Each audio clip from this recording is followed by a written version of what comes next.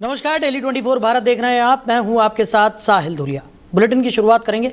लखनऊ से समाजवादी पार्टी सांसद डिंपल यादव ने चंपावत की घटना को लेकर एक्स पर पोस्ट करते हुए उत्तराखंड सरकार और भाजपा पर तीखा हमला बोला है। डिंपल यादव ने कहा कि इस घटना ने देश में बेटियों की स्थिति और महिला विरोधी सोच को उजागर कर दिया है।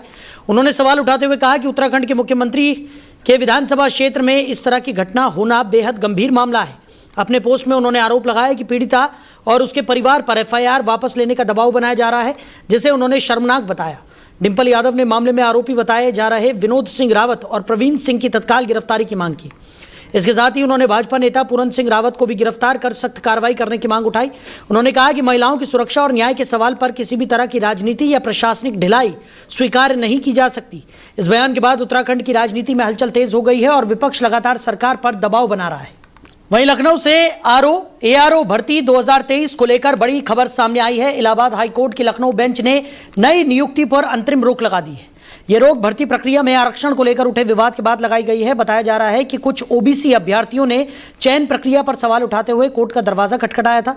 याचिकाकर्ताओं का आरोप है कि भर्ती में आरक्षण नियमों का सही तरीके से पालन नहीं किया गया। मामले में अब अगली सुनवाई 12 मई को होगी। वहीं दूसरी और उत्तर प्रदेश लोक सेवा आयोग ने कोर्ट में अपना पक्ष मजबूती से रखने की तैयारी शुरू कर दी है। आयोग का दावा है कि पूरी चयन प्रक्रिया आरक्षण नियमों के तहत और पारदर्शिता के साथ पूरी की गई है। आयोग के अनुसार एआरओ भर्ती में कुल 419 अभ्यर्थियों का चयन हुआ, जिनमें से 176 अभ्यर्थी ओबीसी वर्ग से हैं। आयोग का कहना है कि भर्ती प्रक्रिया में सामाजिक न्याय और मेरिट दोनों के बीच संतुलन बनाए रखा गया है। सूत्रों के मुताबिक रिजल्ट जारी होने के बाद 1 दर्जन से ज़्यादा अभ्यर्थी पहले ही ज्वाइन भी कर चुके हैं। ऐसे में अंतरिम रोक के बाद नियुक्ति प्रक्रिया पर असमंजस की स्थिति बन गई है। आयोग अब सुप्रीम कोर्ट के पुराने आदेशों और आरक्षण से जुड़े मामलों का अध्ययन कर रहा है, ताकि कोर्ट में प्रभावी तरीके से अपना पक्ष रखा जा सके।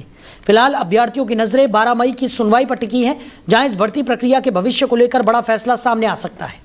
वहीं बलिया पहुंचे ज्योतिर्मठ पीठ के शंकराचार्य स्वामी अवि मुक्तेश्वरानंद सरस्वती ने गौविष्ट यात्रा के दौरान भृगु मंदिर में महर्षि भृगु की आरती की और प्रदेश भर में निकाली जा रही यात्रा को धर्म और जन जागरण से जुड़ा महत्वपूर्ण अभियान बताया। पत्रकारों से बातचीत में शंकराचार्य ने कहा कि बलिया की भूमि पर आना पुण्य का कार्य है। उन्होंने बताया कि ये यात्रा गोरखपुर से शुरू हुई है और उत्तर प्रदेश की सभी 403 विधानसभा सीटों से होकर दोबारा गोरखपुर पहुंचेगी। इसके बाद यात्रा लखनऊ जाएगी, जहां इसका समापन होगा। पश्चिम बंगाल में चुनाव के बाद हो रही हिंसा को लेकर भी शंकराचार्य ने तीखी प्रतिक्रिया दी। उन्होंने कहा कि जब इतने बड़े स्तर पर केंद्रीय बल तैनात है, तब भी लगातार हिंसा होना गंभीर सवाल खड़े करता है। उन्होंने कहा कि या तो पुलिस हिंसा रोकने में सक्षम नहीं है या फिर जानबूझकर इसे होने दिया जा रहा है। ममता बनर्जी के इस्तीफे न देने के सवाल पर उन्होंने महाराष्ट्र की उद्धव ठाकरे सरकार का उदाहरण देते हुए कहा कि उद्धव ठाकरे ने इस्तीफा दे दिया था, जिसके बाद सुप्रीम कोर्ट ने कहा कि अब सरकार बहाल नहीं की जा सकती। उन्होंने कहा कि शायद इसी वजह से ममता बनर्जी इस्तीफा नहीं दे रही हैं और कानूनी लड़ाई लड़ना चाहती हैं। शंकराचार्य ने भाजपा पर भी निशाना साधते हुए कहा कि बंगाल में भाजपा कार्यालयों में मछली के पकवान और भंडारे आयोजित किए जा रहे हैं, जो उनके अनुसार हिंदू धर्म की छवि को नुकसान पहुंचाने वाला कदम है। वहीं जब उनसे पूछा गया कि मुख्यमंत्री के रूप में योगी आदित्यनाथ और अखिलेश यादव में कौन बेहतर है, तो उन्होंने कहा कि उनकी नज़र में दोनों बराबर हैं।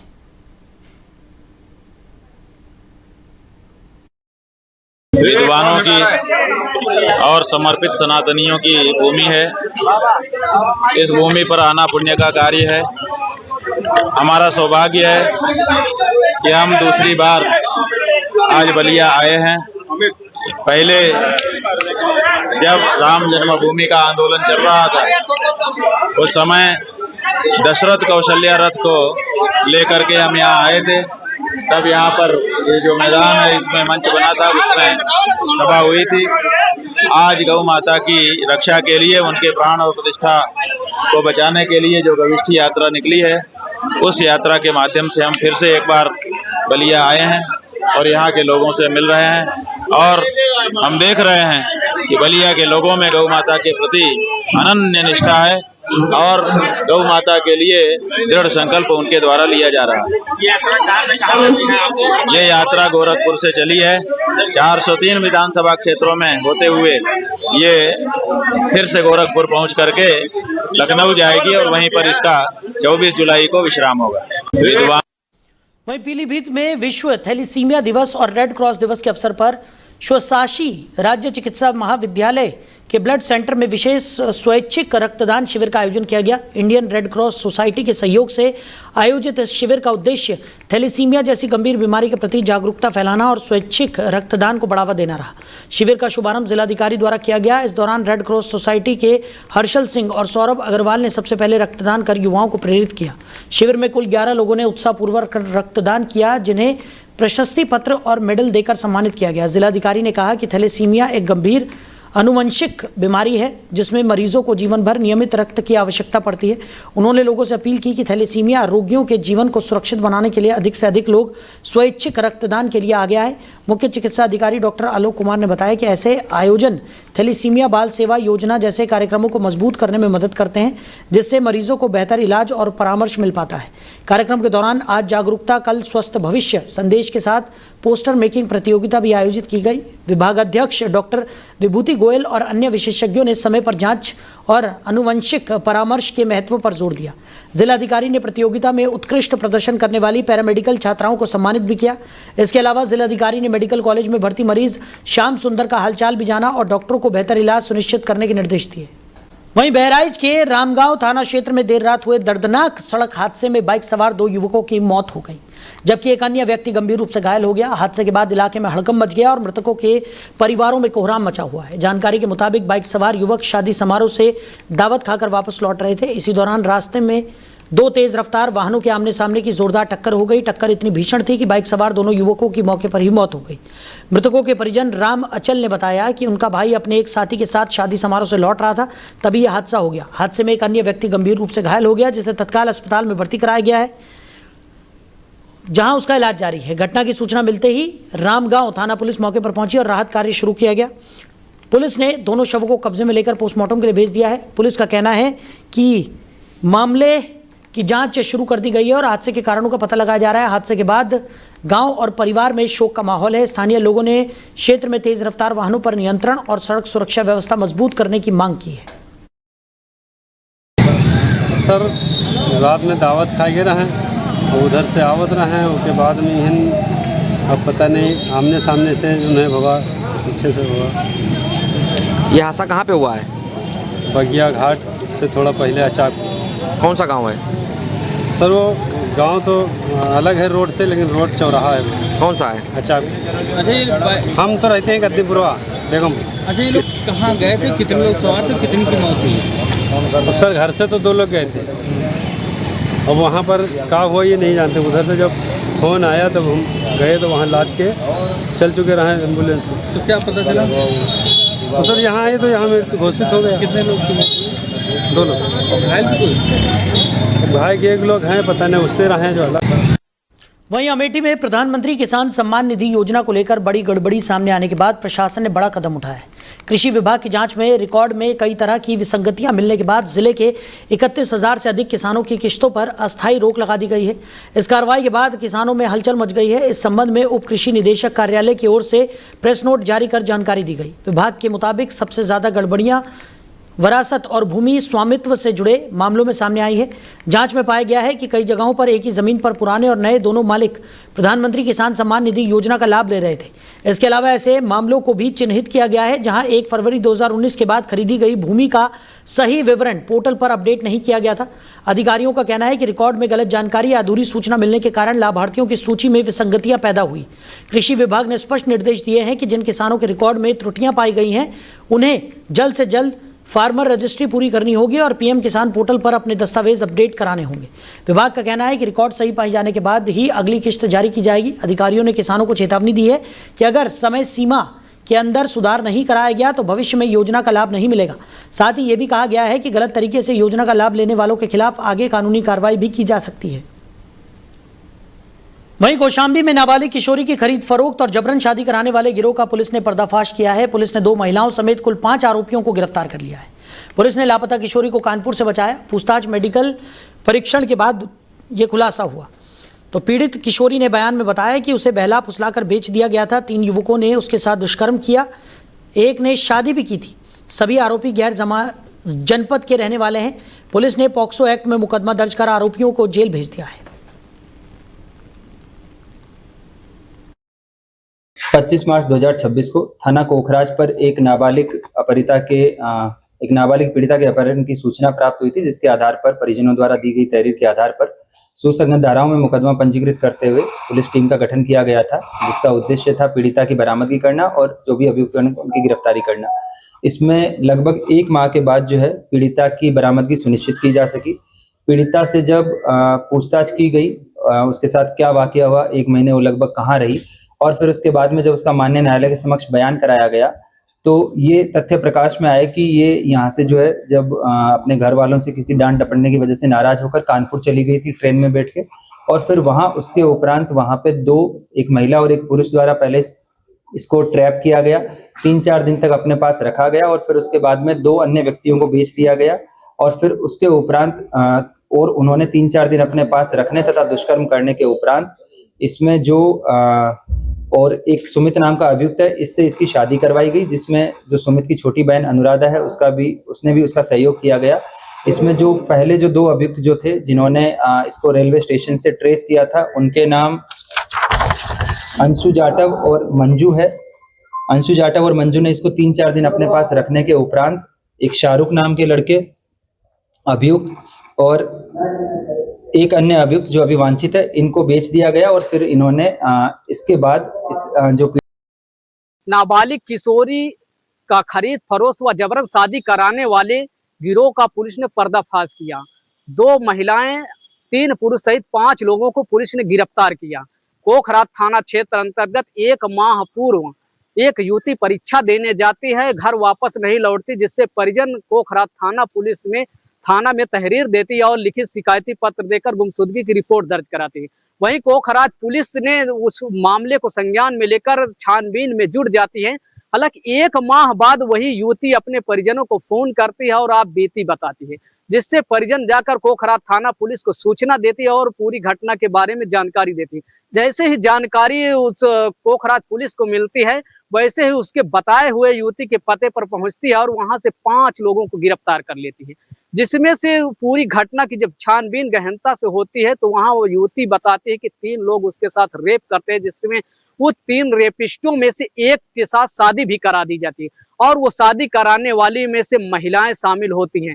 हालांकि और कड़ाई से जब इस मामले में पूछा गया तो और अभियुक्त का नाम जिक्र आया, लेकिन अभी तक वो गिरफ्तार नहीं हुआ और इस मामले की पूरी तरह से छानबीन में जुटी है पुलिस। अब देखने वाली ये बात होगी कि वह जो आरोपी फरार है उस पर कब तक शिकंजा कसती है और ऐसे जो गैंग है इन गैंगों पर कब तक अंकुश लगा पाएगी। डेली 24 भारत से लवलेश कुमार कौसाम। वहीं अमेठी में मानक विहीन स्कूली वाहनों को लेकर प्रशासन सख्त हो गया है। बच्चों की सुरक्षा को ध्यान में रखते हुए परिवहन विभाग ने स्कूल वाहनों की जांच और दस्तावेजों की समीक्षा शुरू कर दी है। इसी कड़ी में ARTO कार्यालय में विद्यालय प्रबंधकों और प्रधानाचार्यों के साथ एक महत्वपूर्ण बैठक आयोजित की गई। बैठक में ARTO अमेठी ने स्कूल वाहनों के परमिट, फिटनेस, बीमा और प्रदूषण प्रमाण पत्र की विस्तार से समीक्षा की। जिन वाहनों के दस्तावेज अधूरे पाए गए उन्हें तत्काल सभी मानक पूरे करने के निर्देश दिए गए हैं। अधिकारियों ने साफ कहा है कि अब किसी भी स्थिति में मानक विहीन वाहनों का संचालन बर्दाश्त नहीं किया जाएगा। स्कूलों को निर्देश दिए गए हैं कि सभी वाहनों में VLTD system, CCTV camera, GPS और अग्निशमन यंत्र अनिवार्य रूप से लगाए जाएं। इसके अलावा वाहन चालकों का पुलिस से चरित्र सत्यापन और ड्राइविंग लाइसेंस का सत्यापन भी जरूरी किया गया है। प्रशासन का कहना है कि बच्चों की सुरक्षा से किसी भी तरह का समझौता नहीं किया जाएगा। ARTO ने चेतावनी देते हुए कहा कि निर्धारित समय सीमा के अंदर अगर वाहन स्वामी और स्कूल प्रबंधक आवश्यक प्रपत्र पूरे नहीं कराते हैं तो ऐसे वाहनों के खिलाफ कानूनी कार्रवाई करते हुए उन्हें सीज कर दिया जाएगा। बैठक में परिवहन विभाग, बेसिक शिक्षा विभाग और विभिन्न विद्यालयों के प्रबंधक एवं प्रधानाचार्य मौजूद रहे। अधिकारियों ने सभी स्कूल संचालकों से नियमों का पालन सुनिश्चित करने की अपील की। वहीं सीतापुर में अवैध कब्जों के खिलाफ प्रशासन ने बड़ा अभियान चलाया है। कैची पुल के पास उस समय हड़कंप मच गया जब प्रशासनिक अमला, भारी पुलिस बल और नगर पालिका टीम के साथ मौके पर पहुंचा और वर्षों से जमे अवैध निर्माणों पर कार्रवाई शुरू कर दी। कार्रवाई की कमान मीनाक्षी पांडे और सदर SDM ने संभाली। प्रशासन ने मौके पर पहुंचते ही अवैध कब्जों की घेराबंदी शुरू कर दी, जिससे कब्जाधारियों में अफरा तफरी का माहौल बन गया। मौके पर JCB मशीनें, नगर पालिका कर्मचारी, अधिकारी और भारी पुलिस बल तैनात रहा। प्रशासन की कार्रवाई को देखते हुए कई लोग खुद ही अपने सामान और अवैध निर्माण हटाने में जुट गए। अधिकारियों का कहना है कि शहर की सरकारी जमीनों पर अवैध कब्जा करने वालों के खिलाफ अब आर पार की कार्रवाई की जाएगी। प्रशासन ने साफ संकेत दिए हैं, किसी भी कीमत पर सरकारी जमीन पर अवैध निर्माण बर्दाश्त नहीं किए जाएंगे। स्थानीय लोगों के मुताबिक कैंची पुल के आसपास लंबे समय से अवैध कब्जे और निर्माण की शिकायतें मिल रही थी, जिसके बाद प्रशासन ने यह सख्त कदम उठाया है। वहीं उन्नाव जनपद की उन्नाव सदर विधानसभा सीट से भारतीय जनता पार्टी के विधायक पंकज गुप्ता को सनातन परंपरा के संवाहक और जन सेवा के लिए समर्पित जनप्रतिनिधि के रूप में पहचाना जाता है। वो वर्ष 2014 से उत्तर प्रदेश विधानसभा के सदस्य हैं और उपचुनाव सहित वर्ष 2017 तथा साथ ही 2022 के विधानसभा चुनाव में लगातार जीत दर्ज कर चुके हैं। इस प्रकार वो लगातार तीसरी बार विधायक बनकर क्षेत्र में मजबूत जनविश्वास के प्रतीक बने हुए हैं।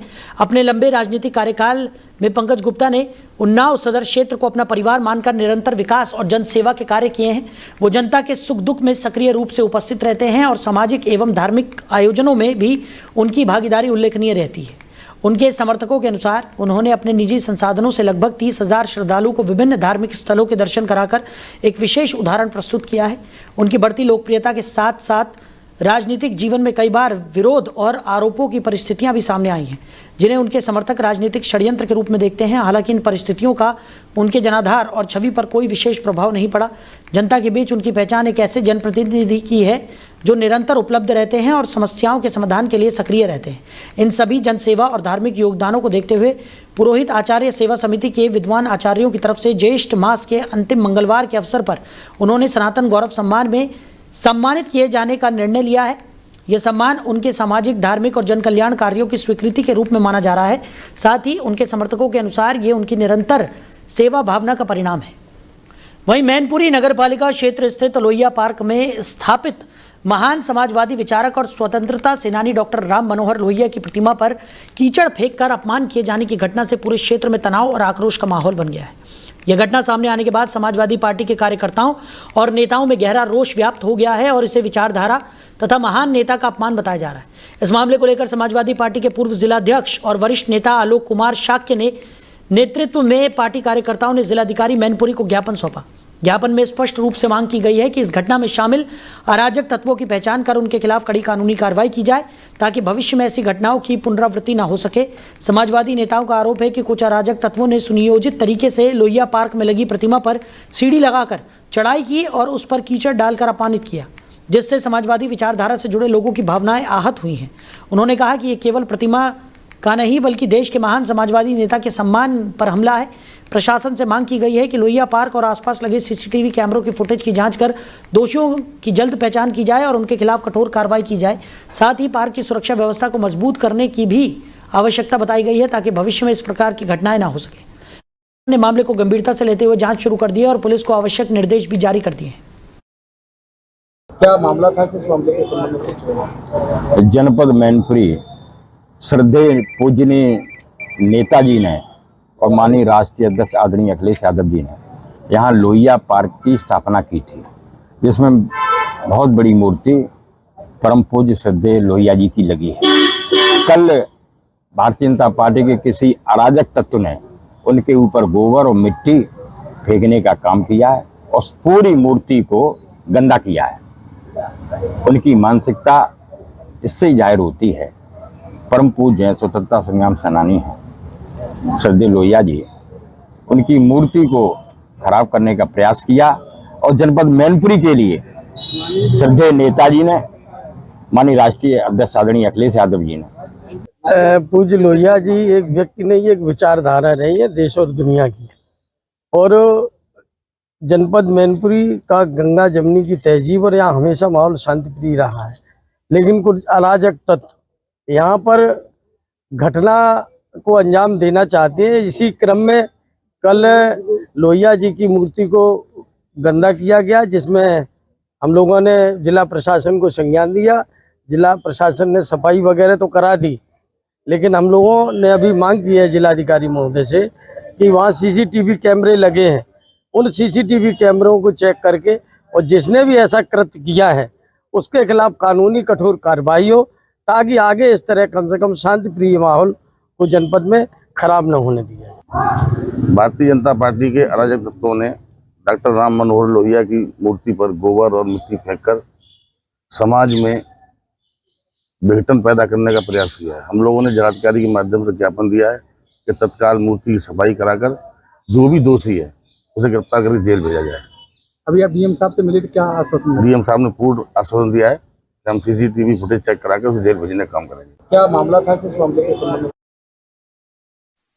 वहीं गोंडा शहर के पटेल नगर घोसियाना इलाके में 1500 साल जश्न ईद मिलादुन्नबी और 50 वर्ष दीनी तालीम खिदमत मुबारक के अवसर पर एक भव्य धार्मिक कार्यक्रम बड़े ही धूमधाम और अकीकत के साथ आयोजित किया गया। इस आयोजन में पूरे क्षेत्र का वातावरण धार्मिक उत्साह और आपसी सौहार्द से भर गया। कार्यक्रम के दौरान विशाल लंगर का आयोजन किया गया, जिसमें हजारों की संख्या में लोगों ने पहुंचकर नियाज प्राप्त की। लोग बड़ी श्रद्धा और उत्साह के साथ इस आयोजन में शामिल हुए और एकता तथा भाईचारे का संदेश दिया। पूरे कार्यक्रम स्थल पर धार्मिक माहौल और इंसानियत के पैगाम की गूंज रही। इस अवसर पर धार्मिक तकरीरें भी आयोजित की गई, जिनमें वक्ताओं ने दीनी तालीम, इंसानियत और सामाजिक सद्भाव के महत्व पर प्रकाश डाला।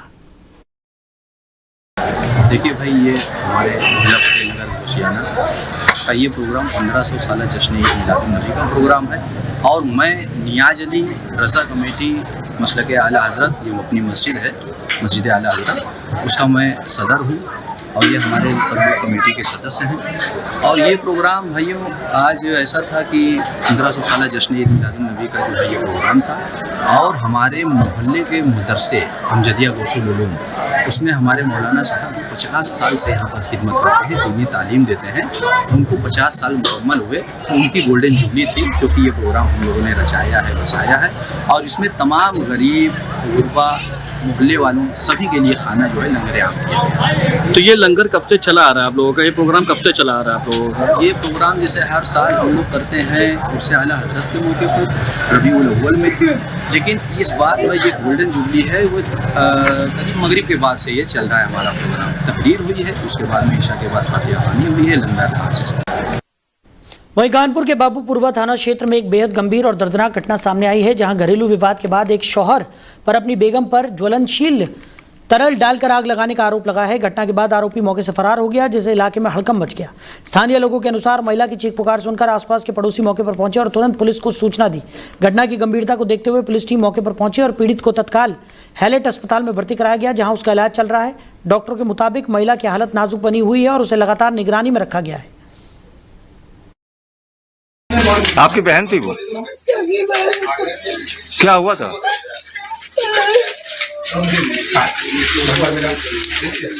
ये लोग खुद ही नहीं, हमें महिला की चाहिए, वो पता नहीं मिलेगी। क्या कोई पुराना पहले से विवाद चल रहा था क्या? कोई मियां बीवी की लड़ाई चल रही थी, ये छोड़ के 1-2 महीने तो पहले भाग गया था लौंडा लेके, और आता नहीं था, लौंडे से बात नहीं कराता था। और जब 5-2 दिन पहले आया, कहने लगा हम माफी मांग रहे हैं, हम रखना चाह रहे हैं, हम ये सब करना चाह रहे हैं, जो तुम कहोगी वो करेंगे। मेरी बहन कहने लगी हम नहीं रहेंगे इनके साथ, हम नहीं रहेंगे। कल उसका भाई और उसकी अम्मा आई थी। कौन सा हॉस्पिटल में भर्ती है इस समय? उर्सुला में। डॉक्टर ने क्या कहा है?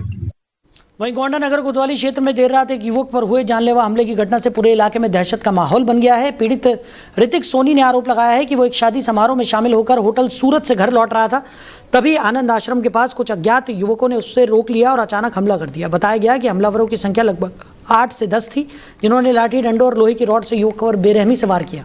हमले में ऋतिक गंभीर रूप से घायल हो गया और किसी तरह जान बचाकर वहां से भागते हुए अपने परिजनों को सूचना दी। सूचना मिलने पर परिवार के लोग मौके पर पहुंचे, लेकिन तब तक आरोपी फरार हो चुके थे। इसके बाद घायल युवक को लेकर परिजन नगर कोतवाली पहुंचे और पुलिस को पूरी घटना की तहरीर दी।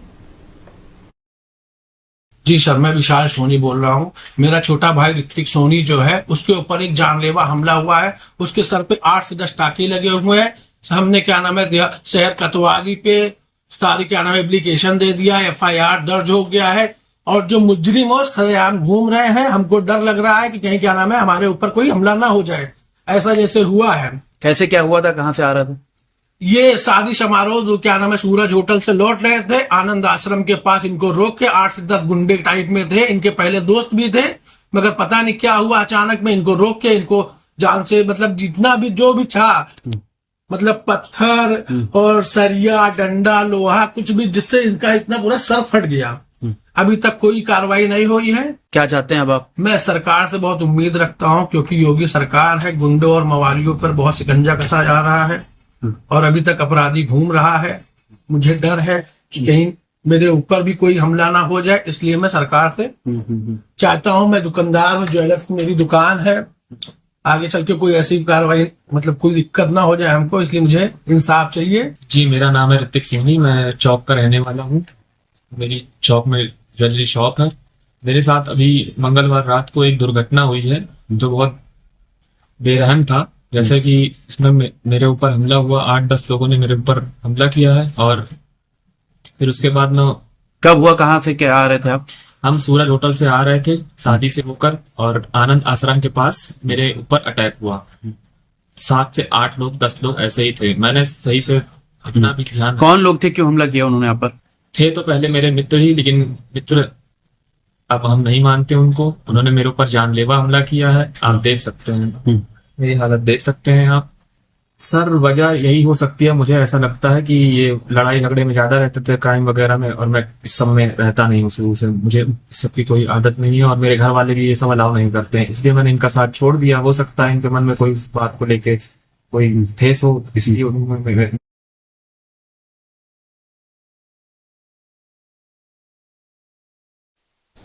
वहीं ललितपुर में भीषण गर्मी के बीच बेजुबान पक्षियों विशेषकर गौरैया के संरक्षण और संवर्धन के उद्देश्य से तखत ग्रुप द्वारा चलाया जा रहा जलप्रात वितरण अभियान लगातार जारी है।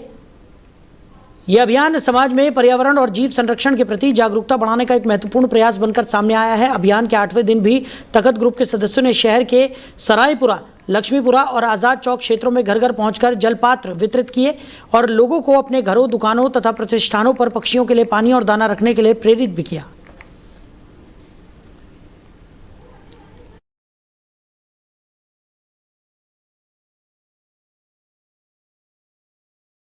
ये हमारा तखत ग्रुप है। विगत 2019 से आज तक और आगे भी रोज को 300 पात्र मिट्टी के गौरैया बचाओ अभियान के तहत घर घर बांटे जाते हैं। आज 5वां दिन है। इतवार तक हम लोग बांटेंगे, एक हफ्ता बांटते हैं, 8 दिन। और माननीय जिलाधिकारी ने ओपनिंग करके हम लोगों को प्रोत्साहन किया। हर साल करते हैं जिलाधिकारी, और ये घर घर बांट के हमारे पात्र गरीबियों को गर्मियों में, इसलिए गर्मियों में पक्षी पानी और खाने की कमी के कारण जीवन ना निकल जाता या मृत्यु ना हो, इसलिए हम लोग घर घर बांटते हैं। क्या कोई विदेशी पक्षी भी आती है क्या? विदेशी पक्षी ये हमने देखा नहीं है, लेकिन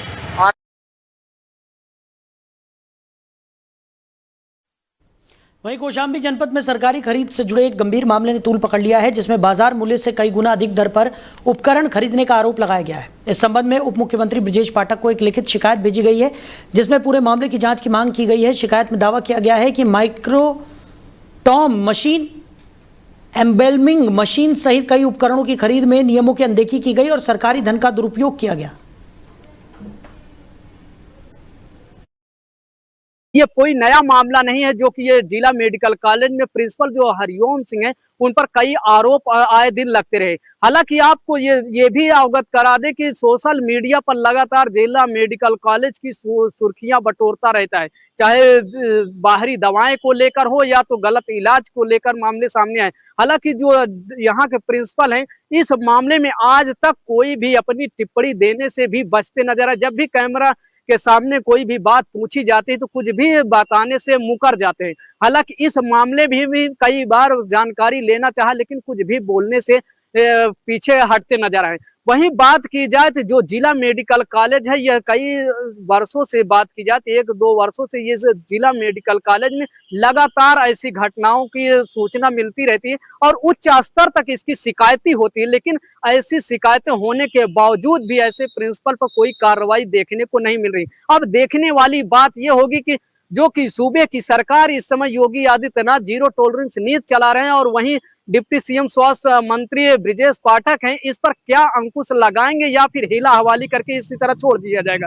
डेली 24 भारत से लवलेश कुमार कौशाम्बी। तो फिलहाल इस बुलेटिन में मेरे साथ इतना ही। आप बने रहिए। नमस्कार।